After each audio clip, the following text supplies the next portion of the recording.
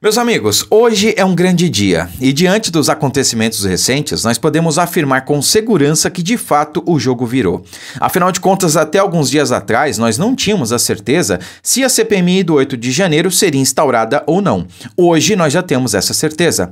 Além do mais, o desgoverno Lula sofreu uma grande derrota com tudo isso. Afinal de contas, o ministro que foi exonerado era amigo pessoal e de longa data do Lula. Era o homem de confiança dele. E conforme as imagens mostraram, ele foi pego na cena do crime. Então eu acredito que a semana não poderia ter terminado de maneira melhor. Melhor mesmo seria só se o Lula sofresse o impeachment, né? Mas eu tenho certeza que esse poderá ser o desfecho com a instauração da CPMI. Lula impeachmentado, Dino e outros responsáveis na cadeia, conforme falou o senador Marcos Duval. Bom, meus amigos, mas é necessário com tudo isso que a gente faça alguns questionamentos, né?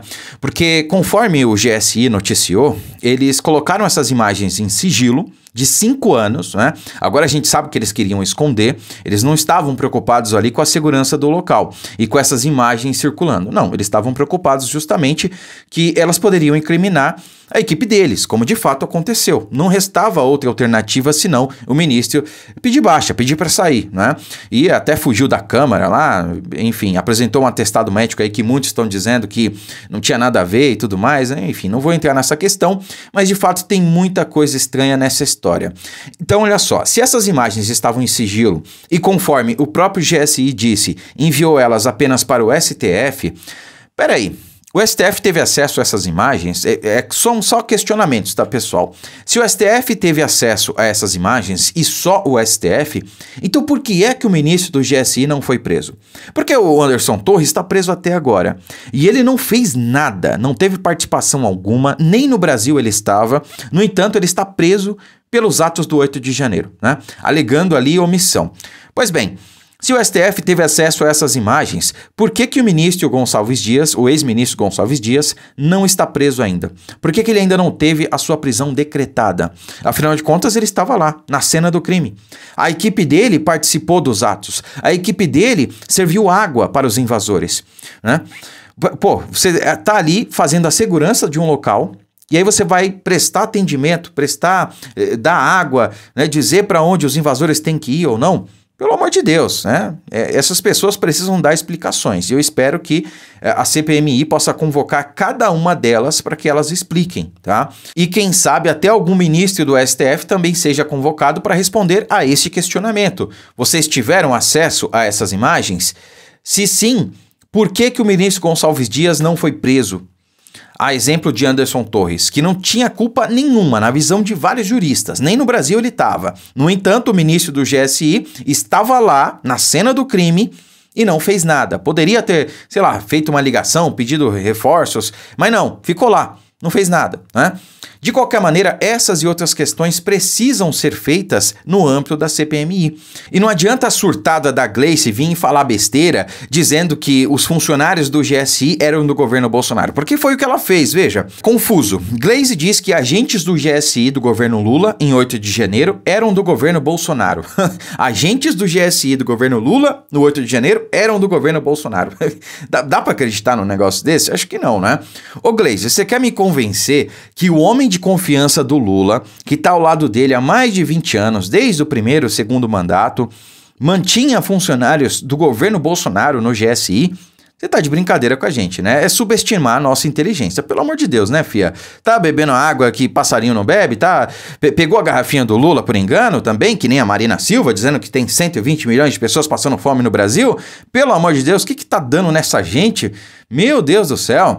Então não adianta querer negar a culpa. O cara já pediu até exoneração. Isso aí é confissão de culpa, minha amiga. Não tem como negar imagens, não tem como negar a realidade. E ela fala um negócio desse e simplesmente não diz, não fala a respeito da presença do ministro do GSI lá. Não estavam só os funcionários que você diz que eram do governo Bolsonaro, o Gleice. Estava também o ministro do GSI. Por que você não fala sobre isso, né? Mas não vai falar mesmo, né, querida? Bom, outra questão muito importante que precisa ser feita é o seguinte: como é que essas imagens foram parar na CNN? Porque, veja, esse repórter aqui foi quem deu o furo de reportagem, né? Então, veja, quem é o responsável pelo furo que derrubou o ministro de Lula, né? Então, as imagens reveladas pela CNN que mostram o ministro Gonçalves Dias no Palácio do Planalto, no momento dos atos do 8 de janeiro, estavam sob sigilo. A restrição de acesso foi determinada pelo GSI, órgão responsável por salvaguardar o presidente da República e chefiado pelo próprio general, um amigo de longa data de Lula, como eu havia falado. O repórter Leandro Magalhães, da CNN em Brasília, conseguiu o material e deu o furo, que é a divulgação em primeira mão, no jargão jornalístico. A façanha foi citada por grandes emissoras, inclusive em matéria do Jornal Nacional, né? Bom, essa matéria aqui conclui dizendo que esse é o trabalho jornalístico, que doa quem doer, tem que expor os fatos e tudo mais, e tem que ser assim mesmo. Parabéns aí ao jornalista Leandro Magalhães, né? Não conhecia ele, mas parabéns aí pelo furo de reportagem. De qualquer maneira, a gente precisa saber como é que essas imagens chegaram até ele? Como é que ele conseguiu? Gente, essas imagens certamente estavam a 7 chaves. Só o GSI tinha acesso a elas. E, segundo o GSI, eles mandaram apenas para o STF. Será que é o STF que vazou essas imagens? Será que um hacker que conseguiu essas imagens e deu pro repórter, fez de alguma forma elas chegarem a ele? Será? São só questionamentos, né? Eu tô vendo aqui algumas teorias circulando na internet. Tem gente que acha que foi os Estados Unidos, né?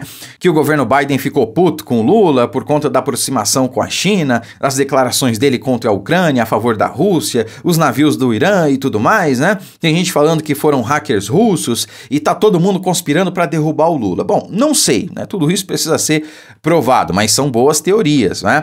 E tem gente dizendo por aí também, né? Fazendo uma conjectura, não são afirmações, conjectura, de que se o STF teve acesso a essas imagens, talvez, né, algum ministro esteja colocando aí um plano em prática. Plano esse antes mesmo da eleição do Lula, porque veja só, a quem beneficiaria hoje o impeachment do Lula?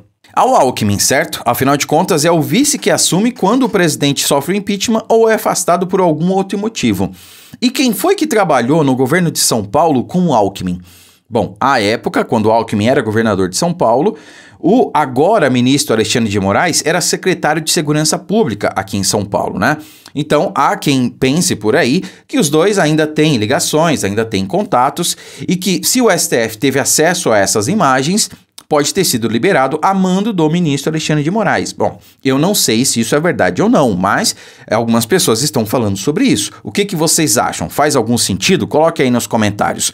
Outra teoria é de que o senador Marcos Duval, que diz que tinha ali documentos em sigilo que poderia derrubar o governo Lula, pudesse ter exposto isso, pudesse ter mandado para esse jornalista, né? Também é outra possibilidade. A essa altura do campeonato é tudo conjectura, mas são perguntas que devem ser feitas, tá?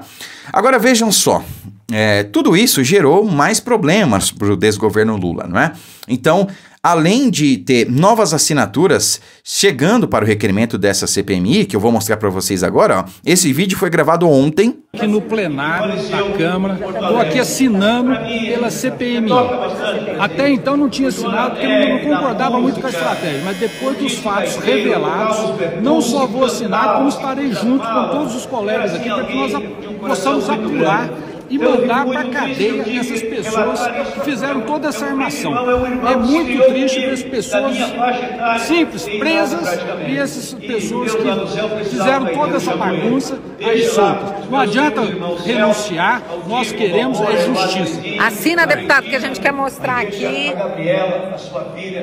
de Minas Gerais, o deputado Rafael Simões assinando aí o requerimento da CPMI dos atos do dia 8, hein? Ao invés do povo retirar, nós estamos conseguindo mais e mais assinaturas. É isso aí, parabéns. Pois é, né? Como falou ali o deputado Rafael Simões, é difícil ver pessoas presas, pessoas inocentes até então, e os verdadeiros vândalos estarem soltos, os verdadeiros culpados estarem soltos, como, por exemplo, o general Gonçalves Dias, né? Por que ele não foi preso e o Anderson Torres foi? Essa pergunta precisa ser feita à exaustão. Por que Anderson Torres ainda está preso e o ex-ministro do GSI não? Sendo que um estava nos Estados Unidos de férias e o outro estava lá, na cena do crime. Qual é o sentido nisso? Por que ninguém está fazendo essa pergunta, né? Tem alguns perguntando, mas não o suficiente. Mais deveriam perguntar. mais deveriam se manifestar. É realmente um absurdo, tá? As imagens também mostram que tinha ali 2 grupos de pessoas. Tinha senhoras de idade, tá? Eu me lembro muito bem de uma senhora, cabelos cacheados, tinha até dificuldade para andar, né? Certamente tinha ali seus 75, 80 anos, estava lá, estava passeando por dentro do Congresso, estava passeando, literalmente. Enquanto tinha um outro grupo, aí sim, promovendo quebra-quebra, fazendo arruaça, depredação, quebrar o relógio histórico, quadros e tudo mais. E tinha um outro grupo que estava limpando e tentando impedir de alguma forma que as pessoas fizessem isso. Eram 2 grupos e todos estão na mesma valeta, né? E sendo que esses invasores, esses vândalos e os responsáveis por esses vândalos, esses infiltrados, estão impunes, né? Então isso precisa ser questionado também. De qualquer maneira, meus amigos, a semana está terminando muito bem. Foi uma vitória para nós e uma derrota para o desgoverno Lula. E se Deus quiser, muitas mais virão por aí. Curta, comente, compartilhe o vídeo, fiquem com Deus e até a próxima.